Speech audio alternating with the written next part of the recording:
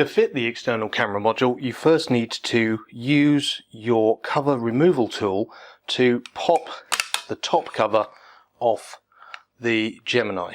And when we lift it off, we can see that we have a space here now for the camera itself. So we'll get the camera. You'll see we have a connector and a connector. So the camera goes in the little hole and the connector just clips onto the connector in the Gemini itself, which is a little fiddly, and there we go, we're on. And we've just got a little bit of sticky plastic here over the lens just to protect it. We need to peel that off.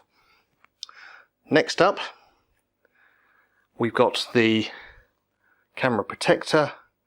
This has got a little bit of plastic on it as well that just needs to come off, and then the camera protector goes over the top of the camera module and just clips into place to make a nice firm fit. There we go, we are clipped into place there. Now we put the case back on there and clip it down into place.